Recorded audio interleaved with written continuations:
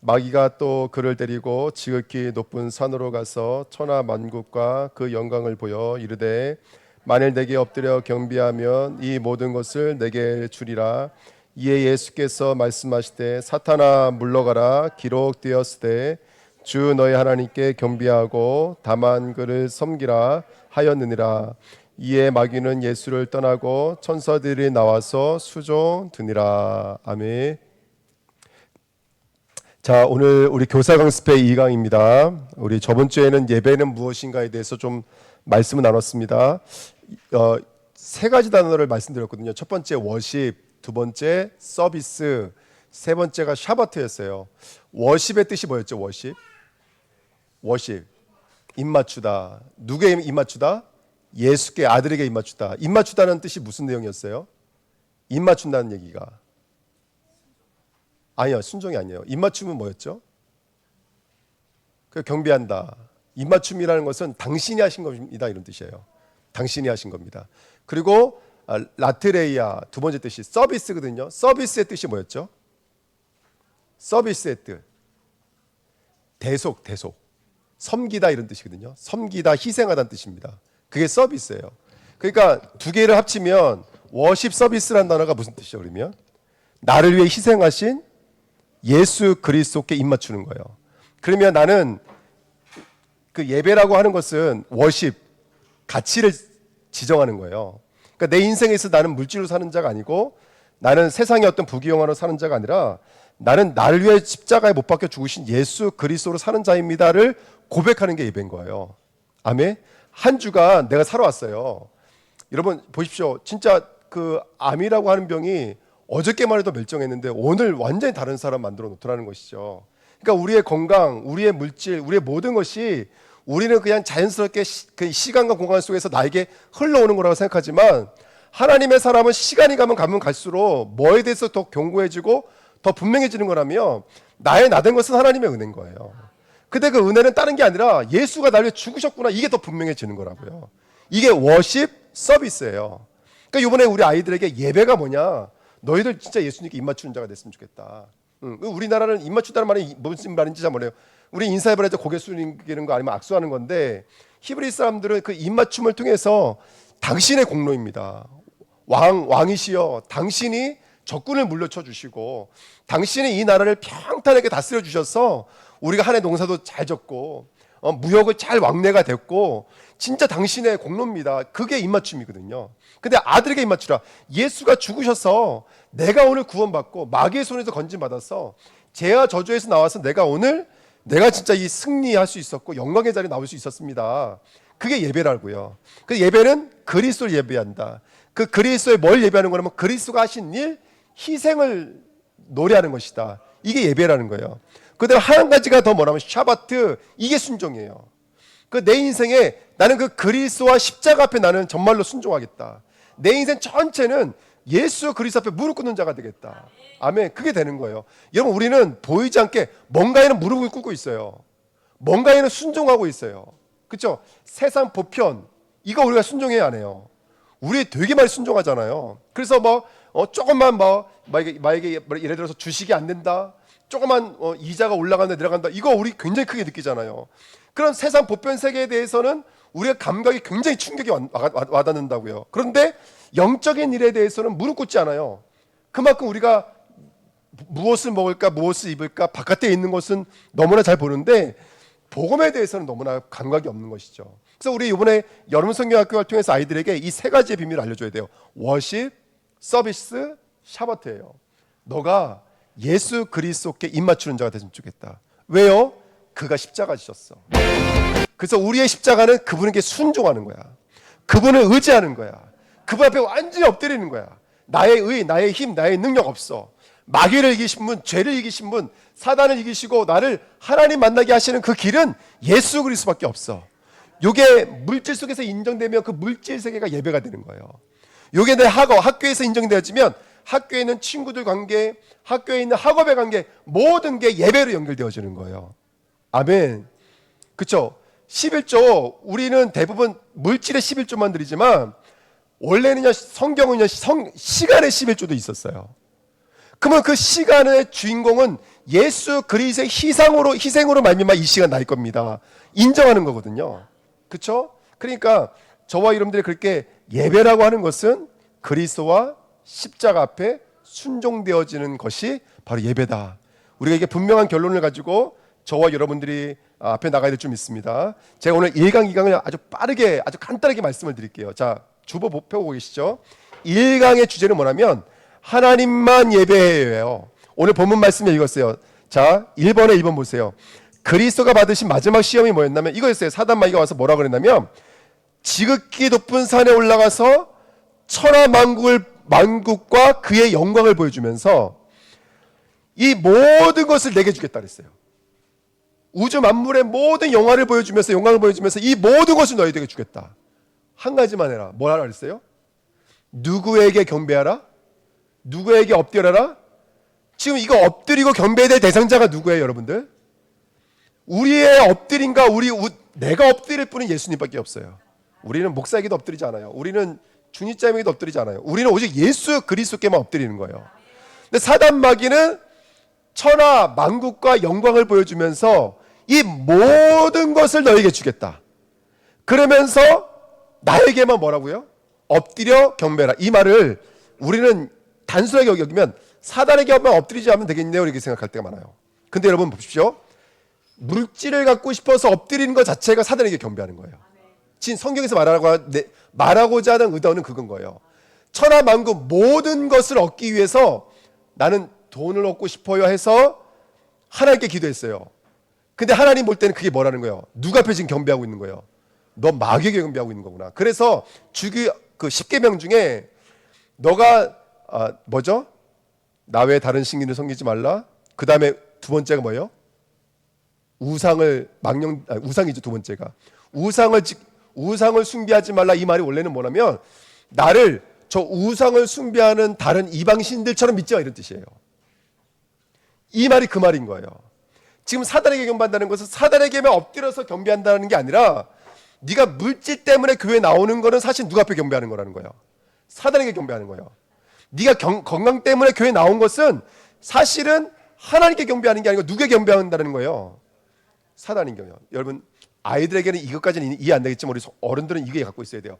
내가 건강을 회복하는 것 안 회복하는 게 기준이 아니라 나는 나를 위해 십자가 지신 예수 그리스도가 나의 경배의 대상인 거예요. 이걸 기억하셔야 돼요. 성도는 나는 경제가 회복된다 안 회복된다 그게 우리의 기준이 아니에요. 교회 나왔는데도 경제가 어려울 수도 있고 교회 나왔는데도 경제가 좋아질 수도 있어요. 하지만 좋아진다고 해서 우리가 안주하고 나쁘다고 해서 흔들리는 게 아니라 우리는 그럴지라도 예수 그리스도 앞에 경배하는 자들이라는 거예요. 근데 지금 교회는 이 모든 것을 너에게 줄 테니까 하나님의 이름으로 부르는 거예요. 그걸 하나님 볼 때 뭘로 들리냐면 하나님을 다른 이방신을 숭배하는 자들처럼 숭배한다 그래서 그걸 우상 숭배의 원래 의도는 그거였어요. 이해가 되시죠? 그러니까 이 모든 것을 너에게 더하여 주리라. 내게 엎드려 경배하라. 마귀에게만 엎드리지만 하면 되겠군요. 이게 아니라 물질을 위해 경배하게 되면 그것은 마귀에게 엎드리는 게 되는 것이죠. 우리 아이들이 나는 무엇을 위해 예배를 드리고 나는 누구에게 예배를 드리고 있는지 나는 하나님만 예배합니다. 이게 일과예요. 아멘. 자, 2번입니다. 그래서 우리 아이들이 서밋이잖아요. 서밋의 예배는 이렇게 돼야 됩니다. 첫 번째가 뭐죠? 누구야 물러가라. 사탄아 물러가라. 폭로시키는 거예요. 내가 하나님께만 예배하고 있는지 사탄을 예배하고 있는지 아이들이 스스로 사탄을 폭로하도록 도와줘야 돼요. 아이야 아직 이해하지 못해도 사탄에게 경배하지 않고 그리스도께만 경배할 수 있도록 사탄아 물러가라. 이게 첫 번째예요. 아멘. 여러분 우리 아이들이 물질, 세상, 돈, 친구, 아이돌이 경배의 대상자가 되지 않도록 이번에 우리가 알아듣든 못 알아듣든 아이들에게 설명해 주시면 돼요. 다 그게 들어가게 되어 있는 좀 있습니다. 그리고 두 번째가 뭐냐면 주 너의 하나님께 경배하고 다만 그를 섬기라. 요 말씀이 바로 워십, 서비스, 샤바트예요. 요 세 가지 단을 우리 아이들한테 계속 설명해 줘야 돼요. 너가 너 된 것은 예수 그리스도와 십자가 때문이야. 우리는 그 십자가 지신 그리스도 앞에만 경배한단다. 요거 알려주시면 돼요. 그래서 우리 아이들이 참된 예배자가 우리의 하나님 곧 누구시죠? 예수 그리스도께 예배해야 돼요. 그리고 예배할 때는 성령의 도우심을 받아 예배하는 줄 믿습니다. 아멘. 그래서 우리 친구들이 선생님과 관계 속에서 예수를 찾아가는 이번 시간 됐으면 좋겠고요. 또 우리 아이들이 물질과의 관계 속에서 예수를 찾아가는 시간 되기를 간절히 소원합니다. 그리고 특별히 예배를 누리는 방법이 있어요. 그게 뭐냐면 기록되었으되, 예수님이 사단을 무너뜨리는 방법이 있었어요. 그게 뭐냐면 기록되었으되예요. 말씀이에요, 말씀. 그래서 우리가 가서 예수를 누리고 예수를 예배하는 방식이 말씀인 거예요. 그렇죠? 여러 가지 모양으로 예배 드릴 수 있지만 우리의 방식은 말씀을 통해서 예배를 드리는 거예요. 예. 그래서 3번에서 우리가 뭘 배워야 되냐면 3번, 나는 누구를 예배하나요? 나는 무엇을 예배하나요? 나는 어디서 예배하나요? 나는 어떻게 예배하나요? 자, 예수님께 예배한다는 것을 약간만 좀 확장시켜 볼게요. 우리는 예배 그러면 일단은 교회를 생각해요, 아이들이. 그리고 설교하시는 목사님은 생각해요. 또는 교사를 생각할 거예요. 그리고 예배한다 그러면 성경책 생각할 거예요. 찬송가 생각할 거예요. 근데 보십시오, 우리 아이들 때 뭘 가르쳐줘야 되냐면, 얘야, 너가 있는 그곳이 예배처야. 아멘? 네가 어디에 있는지 그곳이 예배처고, 네가 무엇을 가지고든지 거기서 그리스도 앞에 엎드릴 수 있으면 그것은 예배자가 되는 거야. 즉 우리 아이들이 교회만 와서만 예배가 아니라 삶 전체가 예배 연속이라는 것을, 너희들이 거룩한 산재물로 살아야 된다는 것을 우리는 예외한 예배를 통해서 알려줘야 될 줄 믿습니다. 그래서 3번에 3번, 모든 삶이 우리의 예배입니다. 모든 일에 그리스도만 예배하는 우리 아이들이 될 줄 믿습니다. 누구를, 어디서, 어떻게, 무엇을, 이거를 한번 아이들과 좀 이야기 나누는 시간 됐으면 좋겠습니다. 저는 1강을 이렇게 적용했습니다. 먼저 우리 유아 유초등부는요, 예수가 누구이신지를 알려주면 좋을 것 같아요. 그래서 저 같으면 여러분들 이제 분만 꿈을 하시면서 하면 되겠지만, 저 같은 경우에는 구원의 길을 참 적용하면 좋겠다 이런 생각이 들었어요. 우리 아이들이 예수를 알아가는 가장 좋은 방법이 뭐냐면 구원의 길이에요. 너는 누구 형상이지? 너는 누구와 함께 해야 되지? 아담은 어떻게 지음받았고 누구와 함께 했지? 근데 우리 인간이 사단에게 속아서 하나님을 떠났지. 죄에 빠져 있었지. 근데 이 죄를 예수님이 짊어지시려고 육신의 몸을 입고 오셔서 십자가에서 다 이루셨단다. 거기서 우리는 모든 문제가 완전히 다 해결받았다. 그래서 우리는 그 예수 그리스도를 예배한다. 갓난 아이든 유초등부 그렇게 포럼해 주셨으면 좋겠고요. 두 번째, 중고등부는요, 우리 아이들이 모든 것을 복음으로 연결하는 그 연결 접초점을 같이 이야기하면 좋을 것 같아요. 예. 너에게 물질이 있니? 너에게 진정한 가치는 뭐니?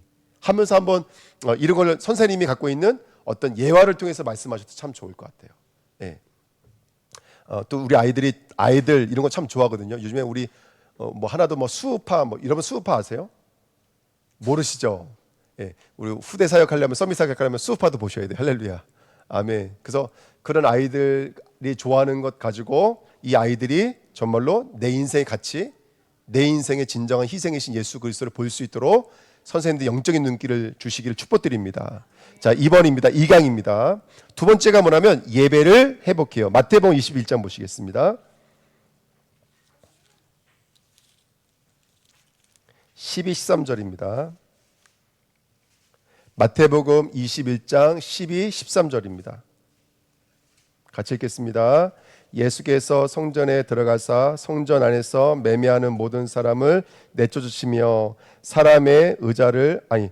돈 바꾸는 사람들의 상과 비둘기 파는 사람들의 의자를 둘러 엎으시고 그들에게 이르시되 기록된 바 내 집은 기도하는 집이라 일컬음을 받으리라 하였거늘 너희는 강도의 소굴을 만드는도다 하시는도다. 아멘.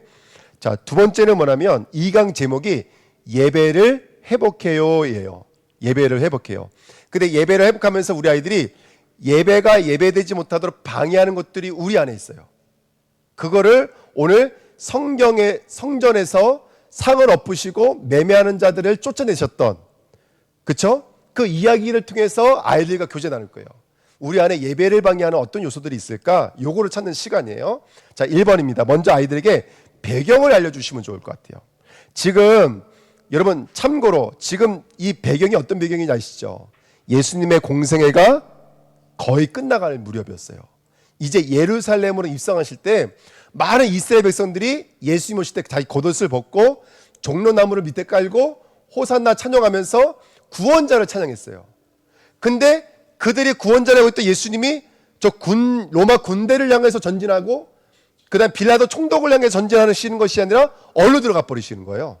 예루살렘 성전으로 들어가 버리시는 거예요. 자기들의 어떤 구원을 원했던 거예요? 나라의 독립, 나라의 구원을 원했는데 갑자기 성전으로 들어가시는 거예요. 그들의 성전으로 들어가서 제물로 드릴 짐승하는 그 매매하는 짐승들과 성전에 들어가려면 세금을 내야 되잖아요. 그 성전세를 동전을 바꿔주는 그 일이 앞에 펼쳐져 있는 거예요.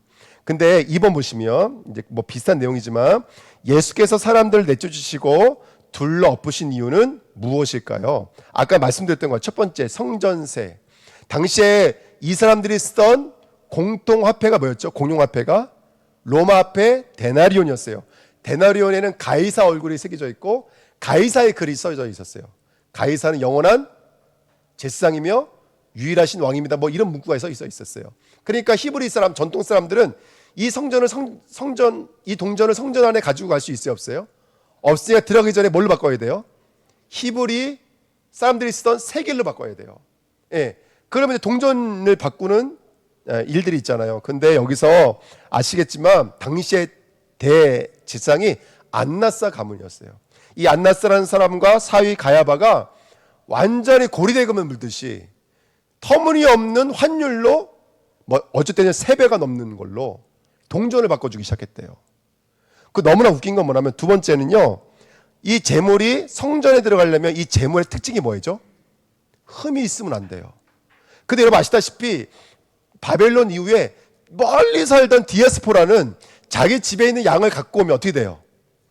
오면 100% 흠이 나게 돼 있어요. 못 먹지, 먼지 묻지. 그러니까 100% 이 흠이 생기게 돼 있어요. 근데 아니라 다를까 이 안나스 가문이 그 들어오는 그 양들 있잖아요. 양들을 검문했다고요. 검사해서 흠 있는 가문을 빠꾸시켰는데 웃긴 건 뭐냐면 아무리 깨끗하고 토실토실해도 제사장들이 파는 그 양을 사오지 않잖아요. 그럼 탈락시켜버린 거예요. 그리고 상상을 초월하는 금액으로 양을 사게 만들었어요. 그러니까 당시에 이 성전에서 이 제사장들과 관료들이 돈을 얼마나 많이 벌었겠어요. 그렇죠? 완전 횡포죠. 횡포도 이런 횡포가 없는 거예요. 마지막으로 그들이 매매하던 곳, 동전을 바꾸던 그 자리가 어디였어요? 이방인의 뜰이었어요. 이방인들이 자기도 하나님 믿고 싶고 예수님 믿고 싶어서 그 당시 예수님 믿는 사람들 아니었지만 하나님 믿고 싶어서 들어올 수 있도록 허락된 자리에서 이방인들은 들어오지 못하고 바로 그 고리대금을 가지고 바꿔가면서 장사하고 매매하던 곳이 바로 그곳이었어요. 자, 이 이야기를 통해서 다시 한 번 더 우리가 우리 아이들에게 예배를 방해하는 것이 무엇인지를 점검해 봤으면 좋겠습니다. 3번입니다. 자, 성전의 참된 의미를 먼저 점검해 봤으면 좋겠어요. 성전은 누구를 만나는 곳이죠? 성전은 하나님을 만나는 곳이에요. 여러분, 근데 하나님을 만난다라고 할 때 그것은 그냥 제가 집사님 만나듯이 만나는 건 아니겠죠. 성전은 단순하게 만나는 것은 그냥 안녕하세요 하고 만나는 게 아니라 그분의 뜻이 이루어지는 것이 만남인 거예요.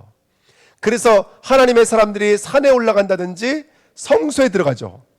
그래서 하나님의 뜻이 그들에게 이루어지는 거예요. 그들이 기름 부음 받고 나오게 되는 거예요. 그러면 그 성전은 단순하게 만난다는 걸 하는 것은 그냥 아이고 승일이 언제 왔네, 안녕 만나서 반가워 이 정도 수준이 아니라 하나님의 뜻을 갖고 나오는 거예요. 그게 성전이에요. 성전에는 분명히 하나님의 말씀과 언약과 성취된 약속을 가지고 나오는 게 성전이에요. 그게 예배인 거예요, 여러분들. 진정한 예배는 그리스도 바깥에 있던 우리가 점점 그리스도화 되는 거예요. 나의 복음 되어지는 거예요. 아멘. 이것이 예배고 성전인 줄 믿습니다. 그래서 성전 안에 있는 모든 제도, 형식, 기물들은 다 누구를 얘기하고 있었어요? 촛대도, 향단도, 휘장도, 가죽도, 심지어 있는 위치와 모든 재물들도 모두 누구를 말하고 있었냐면 다 그리스도를 말하고 있었어요. 그러면 성전에 갔다 오면 나올 때 어떤 느낌이 들까요? 우리도 어느 나라를 간다든지 어떤 박물관에 갔다 오면 여기에 뭐가 남아요? 그 문화, 그들의 배경, 그들이 사용했던 모든 것들 이게 남잖아요. 성전에 갔다 오면 이 제사장들이 뭐가 남을까요? 십자와 그리스도가 남는 거예요. 이 마음속에 그리스도가 남는 거예요. 이게 예배라고요. 이게 예배예요. 그래서 우리가 교회 오면 그 예수님의 말씀을 들으면서 점점 나의 뜻이 예수 그리스도의 뜻으로 바뀌어지는 게 진정한 예배요, 진정한 성전의 이유인 줄 믿습니다. 아멘. 그리고 이 성전은 지금 어디를 말하는 것일까요? 그렇죠. 우리 마음이죠. 우리가 바로 하늘의 성전인 줄 믿습니다. 그래서 저와 여러분들의 예배는 어떤 장소도 중요하고 물론 또 어떤 형식도 참 중요하겠지만 가장 중요한 건 우리 아이들이 어디서든지 예배하며 거기서 예수 그리스도의 음성을 듣고 예수 그리스도를 배워갈 수 있도록 도와주시는 거예요. 그래서 그런 예배를 해야 돼요. 근데 중요한 건 뭐냐면 적용이에요. 네 번째입니다. 우리 유초등부와 아이들과 뭐를 나누고 이 강을 통해 나눠야 되냐면 그러면 우리가 청소해야 될 우리 안에 있는 예배를 방해하는 사단이 만들어 놓은 어떤 거치는 바위 또 방해물, 장애물 이거는 무엇일까요? 이제 이 아이들과 같이 고민해야 되고 나눠야 될 이야기가 바로 이 이야기인 줄 믿습니다. 그래서 우리 아이들이 예를 들어서 핸드폰이라든지 예배 시간에 존다든지 장난친다든지 또 부모에게 혼난다든지 또 예배 시간에 TV를 생각한다든지 이런 것들을 이야기하면서 우리 아이들이 예배 집중하지 못하고 있는 것들이 뭔지를 물어보셔야 돼요. 하연이는 예배 때 뭐가 예배를 가장 많이 방해해? 하연이가 말해주면 우리 선생님들이 이해를 빨리 하실 것 같아. 하연이 예배 드릴 때 뭐가 예배를 많이 예배를 한 번도 방해받아 본 적 없지. 우리 하연이는 항상 예배가 퍼펙트했지. 하연이 예배 드릴 때 뭐가 예배를 많이 방해하는 것 같아? 옆에 있는 엄마가 잔소리해? 아닌가? 그건 아닌가 보다. 어떤 것들이 예배를 방해해? 하연이를 방해를 안 받는구나. 초월이네 우리 하연이. 야 이하나 예배 드릴 때 뭐가 예배를 가장 많이 방해하니? 우리 하나도 초월로 예배 드려요. 하나님 못 듣고 들어가요. 절대로.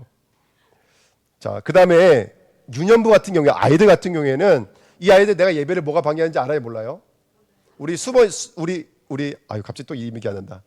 선호가 올 때 그 아이가 너 뭐가 예배를 방해하고 이 아이 모르잖아요. 그래서 고민해봤어요. 그래서 제가 GPT한테 물어봤어요. 우리 유년부는 그럼 어떻게 하면 예배를 다 드릴까 했더니 그 GPT가 이러더라고요.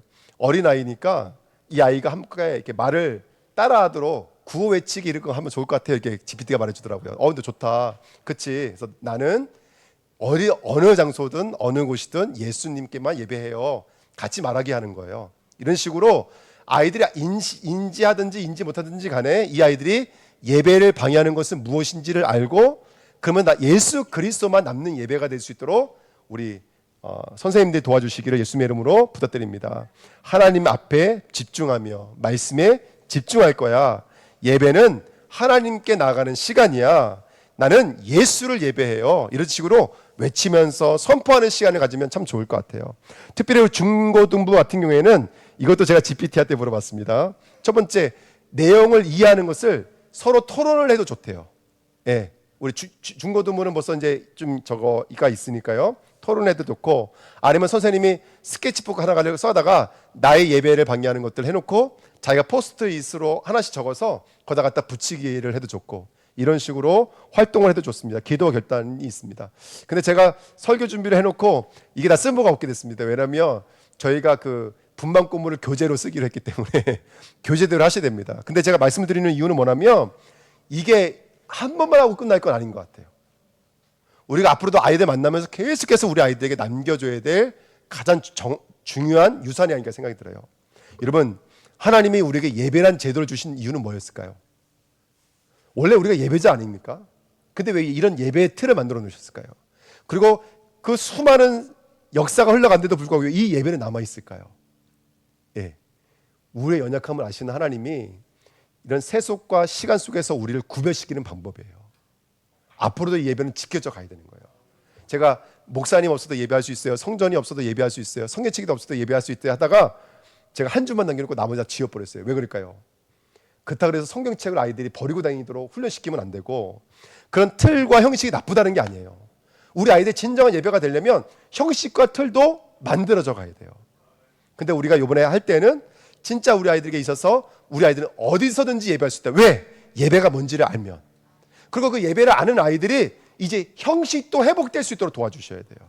이런 과정들이 우리가 지금은 할 수 있는 게 한시적, 한계적이겠지만 그래도 역사하시는 분 누구다? 성령이기 때문에 여러분 마음껏 준비해 주시고 함께 해 주시면 되겠습니다. 그래서 이번 주엔 제가 교사 선생님들이 보니까 9분이시더라고요. 우리가 이제 지원하신 분이. 그래서 교사 선생님들한테 제가 그 교재를 활용할 교재 책을 이번 주에 구매해서 다 나눠 드릴 거고요. 그다음에 이제 각 반별로 아이들이 결정이 되면 그 아이들 한 명당 교재를 다 구입해서 그 교재를 가지고 분반 공부할 수 있도록 진행을 하겠습니다. 하지만 진행하시는 선생님들은 오늘 말씀을 나눈 이 마음의 내용을 숙지하셔서 만들고 또 오리고 붙여가면서 아이들과 이렇게 함께 교제하는 시간 냈으면 좋겠습니다. 아멘. 그래서 여러분 우리 교수님들이 잘 좀 진행을 해주셔서 이번에 여름 성경학교가 아주 유익한 여름 성경학교 될 수 있도록 도와주시기를 예수님의 이름으로 부탁드립니다. 그리고 중요한 건 뭐냐면 우리가 이거를 캠프로 하시자고요. 여름 성경학교가 그냥 여름 성경학교 행사다 이러지 마시고요. 우리가 10주년을 뭐라 해야 될까요? 우리가 초대하는 예배를 드렸던 것처럼 이번 여름 성경학교도 주위에 혹시 어떤 가정에 어떤 아이가 있다고 한다면 이게 초대를 해주십시오. 초대를 해주셔서 그 주간에는 정말로 우리 주은혜교회가 아이들이 오고 아이들과 함께 교제 나누는 거예요. 저는 이제 여기다가 큰 연습만을 붙이려고 그래요. 그래서 큰 연습만 붙여서 2박 3일 1박 2일 이제 그거 행사를 합니다. 어린이 행사를 합니다. 이렇게 해놓으려고 그래요. 그래서 정말 우리가 주위에 있는 아이들 초청하고 정말 하나님의 은혜를 함께 누릴 수 있는 풍성한 시간이 됐으면 좋겠습니다. 선생님들을 위해서 기도해 주시고 또 여러분들이 함께 해주시기를 전교인 우리 1박 2일 수련회라고 생각하시고 도와주시면 감사하겠습니다. 예.